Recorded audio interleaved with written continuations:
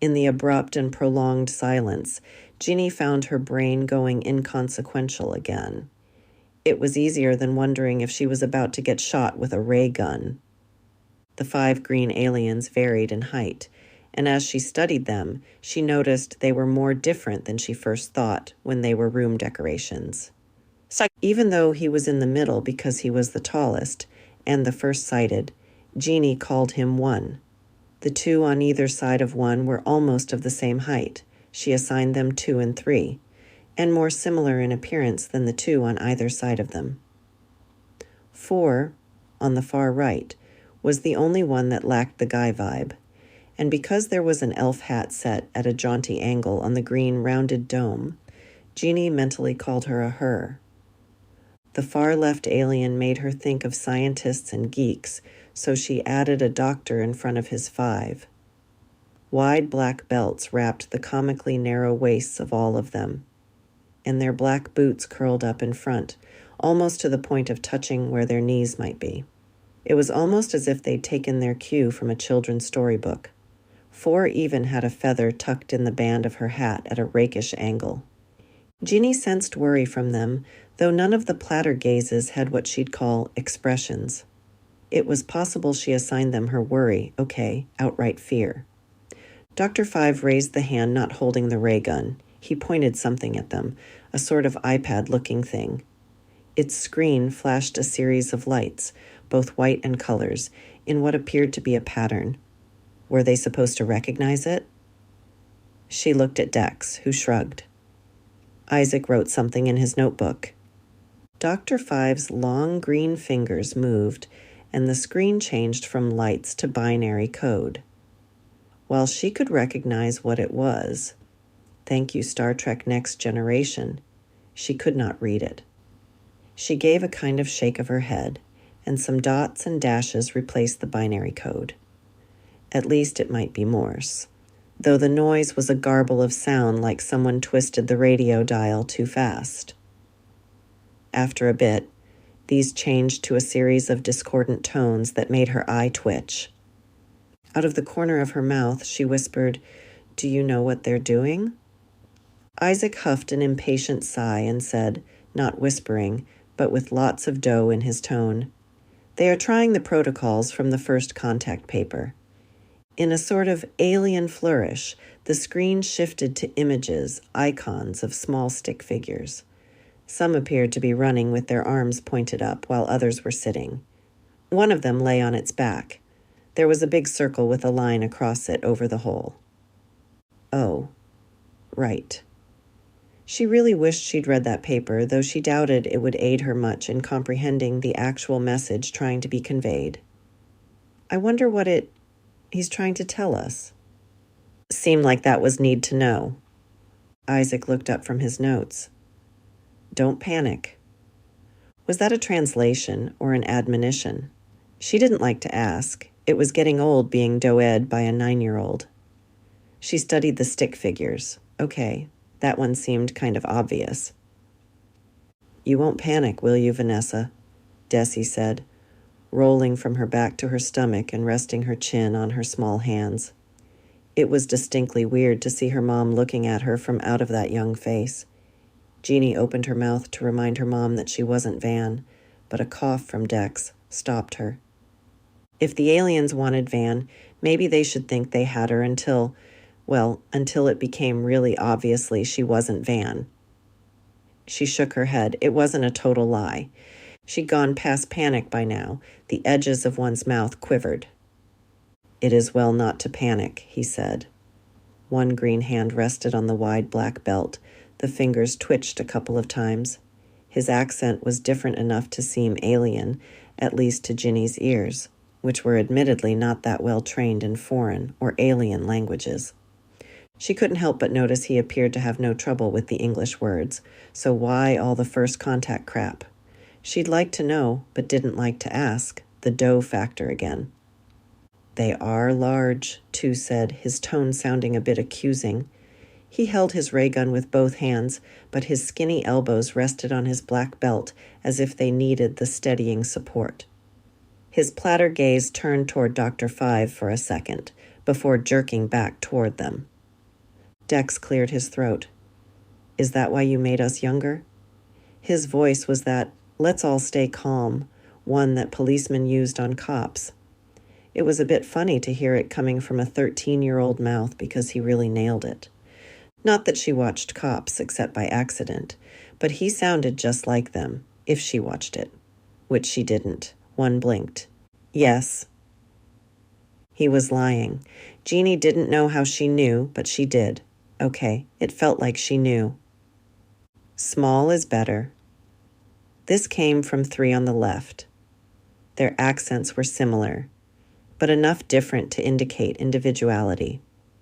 Small wasn't better, she wanted to say, not when looking down the barrel of some ray guns, but she wasn't sure she could talk, or that she should. She was making assumptions, leaps of logic based on her point of view. Author, her knew that, recently turned 13, her needed some kind of grounding, a sense of understanding, that which could not be completely understood, or even partly understood, which led to making assumptions and leaps of logic. We'd feel more comfortable if you weren't pointing weapons at us, Dex said, his hands just slightly raised. You are large, one said, as if that settled it for him. Santa's visit is 2, no 3 nights away, Desi said, her tone one imparting asked for information. Based on her mom's reactions, first contact with her had gone just fine. Would have been nice of her to mention it. Okay, so maybe Gini wouldn't have believed her, but at least Desi would have had a told-you-so moment.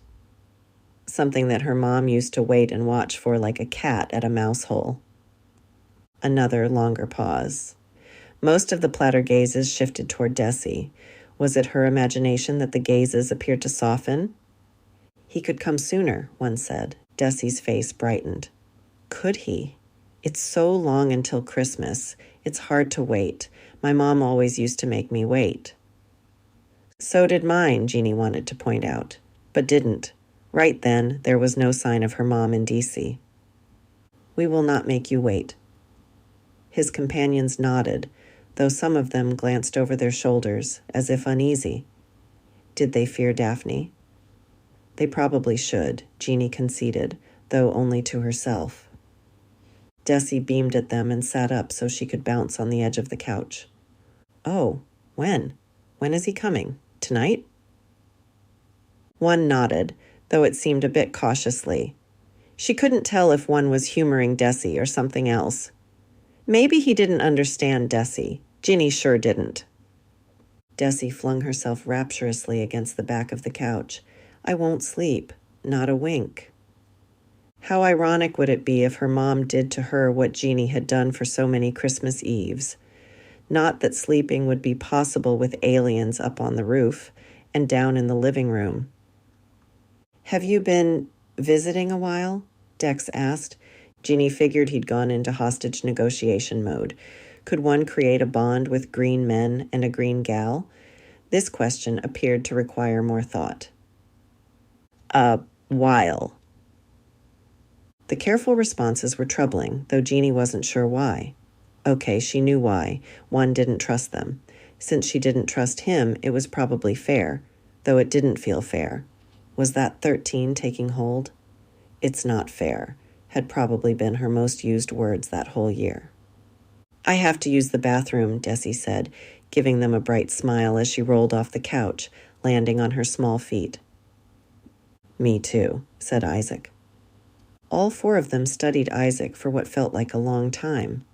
If they'd been studying Desi, then they didn't need to do it again, but it was still unsettling, their singular, intense focus on Isaac, though it was also smart. Gini was suspicious of his sudden need to pee. One gave a slow nod, gesturing for them to go past them. Should they let him out of their sight? Not that they really had a choice. The green aliens held all the ray guns. As Desi and Isaac approached, they shifted back like a small green ripple. Apparently they were fine with moving around in a huddle. They were very small. Despite the shrinking, Desi was still taller than them, though not by that much. She could see why their human size might bother them. She'd bet their green heads didn't reach her waist. She wasn't enjoying being smaller, but didn't remember being that little. She tried to mentally crouch and feel small, or at least shorter. That didn't help, so she went for a memory of feeling out of her depth. That was way too easy. All she had to do was bring back the first time she'd met the big chill. She'd been so scared and so cold, she'd about wet her pants. She was still surprised he'd picked her for the job and for the other thing. For some reason, she found it hard to think the M word, let alone say it again, around Dex. Or maybe it was the aliens making thinking so hard. And then it hit her. Her mind kind of popped. It was like pacing and eating chocolate and wringing her hands and being sure she'd never be able to pull off her plot off this time. The other times were just a fluke, pure dumb luck. And then it happened, the mental boom, like a gift inside her head, the story, what was supposed to happen next. Only this wasn't an idea or plot boom. It was a holy freaking cow, I'm looking at aliens, actual little green men, and possibly a little green gal. Boom. She didn't know they had gender, didn't know they didn't, just knew her mind felt blown, blasted, boomed. First her brain bent, then her knees bent. Luckily there was a chair behind her to drop onto, otherwise it would have been a wooden floor splat. All 5 of them tensed, their weapons going from general covering to pointing at her. Gini didn't have it in her to be scared, to wonder if she was about to vaporize. She was still trying to wrap her brain around the boom. Aliens, not a movie, not a book, not the sci-fi channel, not fiction. This was the real deal. She'd gone over the crick and through the woods to her mother's house and found aliens. It would have been easier to come face to face with Santa Claus. There was this tiny part of her that still hoped, part of her still wanted to believe.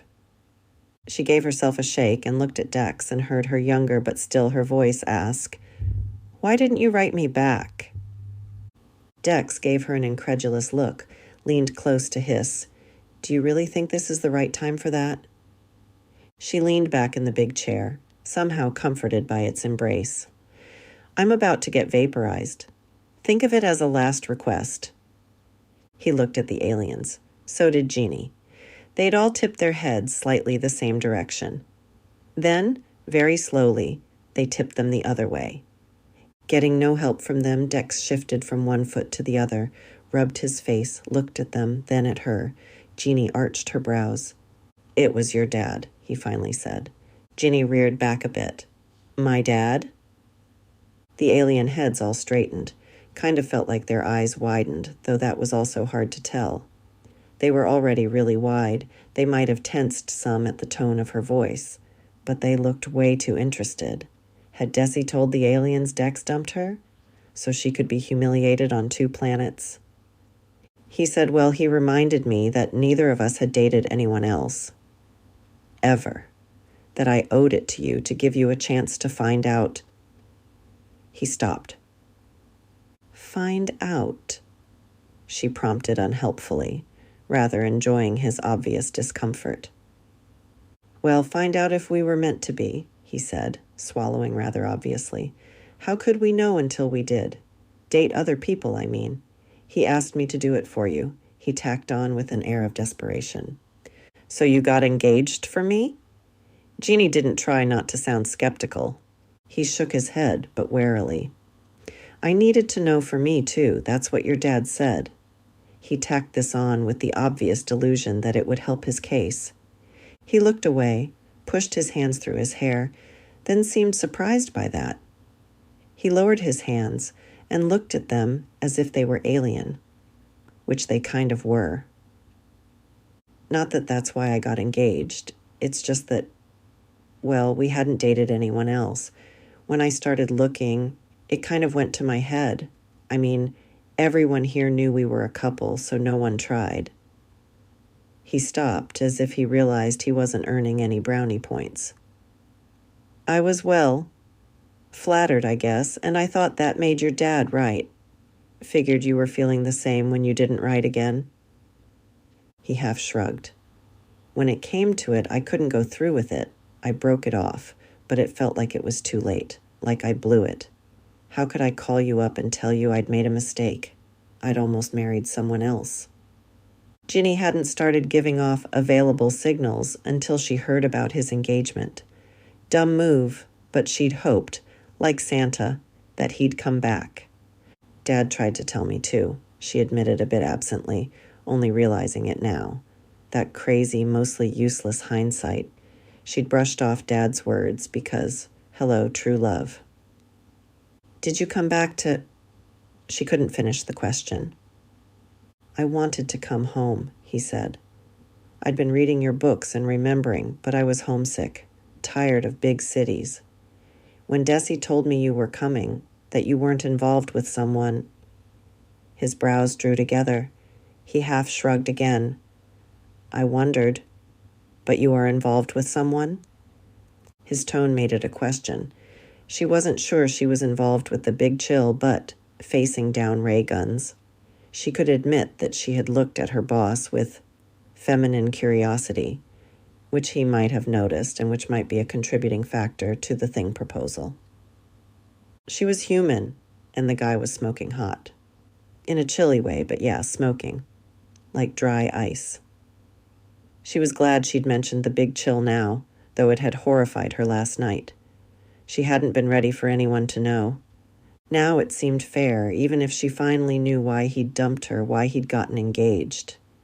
He should twist in the wind a little, or a lot. Was that the 13-year-old thinking, or the vengeful 35-year-old? I am hoping to not get vaporized, she said, because she needed to say something before the silence got really awkward. It was possible she was in a very deep sleep, she decided, a bit distantly because of the mental booming, one brought on by stress. She'd had dreams before where she dreamed she woke up, thought she had, and then realized she hadn't when weird happened again. This could be that, though the detail was a bit troubling, and the fact she wasn't actually waking up. Or waking out of this weird. So she considered what he'd said. My dad told you to break up with me. Dex shrugged. Not exactly. He asked me to back off for at least a semester, preferably 2. Said we needed to know. Said we'd both be home next summer. He stopped. Because her dad had died that winter and she hadn't come back that summer. She couldn't face home without Dad and Dex. Still felt guilty about it because Mom had needed her. She'd said it was okay. Only it wasn't. Ah, guilt. The gift that just keeps on giving. She sighed. It all seems so long ago, she murmured. But you are young, one said. She'd forgotten about the aliens. Wow. Did that make her shallow, asleep, or seriously stressed out? Dex swung back to face them like he'd forgotten too. Our bodies are young, he said, watching them closely, with possibly a little relieved in there. But our minds aren't young. The past when we were young is still the past. One blinked, the movement echoed by his team. He appeared to consider this statement. It is not enough to be young again? You wish to return to the past? No. Gini sat up straight, trying not to be unduly emphatic. Didn't want to startle one of them into accidentally shooting her, since the ray guns were still pointed at her. I don't wish to return to the past. She stopped because it wasn't completely true. Oh, she didn't want to be 13 again under any circumstances, but knowing what she knew now about what had happened. Would knowing have changed anything if she could go back? You can't send us back, can you? 1 through 4 and Dr. 5 studied her, blinked, pretty much in sync. She'd written about some telepathic aliens. No, one said. The other 4 also shook their heads. There was certainty in the single word, a feeling that he'd spoken the truth. He couldn't send them back. She opened her mouth to ask, but closed it again. Even if they could send themselves back, they wouldn't tell her, and she didn't want to know. Something rolled into the living room, passing between the small bowed legs of 4, and rolling to a stop in a small indentation in the wood floor, a dropped bowling ball she vaguely recalled, almost halfway between them and the aliens. There was a hissing sound, then smoke began to pour out one end. Run! Isaac yelled from somewhere out of sight. Instead of running, Dex swept her off the chair to the floor. She landed on the rug, with Dex on top of her. Her breath whooshed out of her lungs as they slid forward, somehow tumbling aliens like bowling pins. Bolts of light traced patterns in the smoke, kind of like a disco ball. Their slide slammed them into the wall. Or at least slammed Gini into it. Her head connected with wood and the lights, regular and disco, went out. Dateline. Notes from Isaac's strategic planning notebook. Adults never say thank you. I did learn some new swear words. Dateline. From Daphne's cell phone, sleep monitor. Still no bars. Why aren't I dead? I can't live without bars. Snork. Dateline. Advanced Scouting Party Report. Contrary to broadcasted evidence, I do not think size matters to these humans.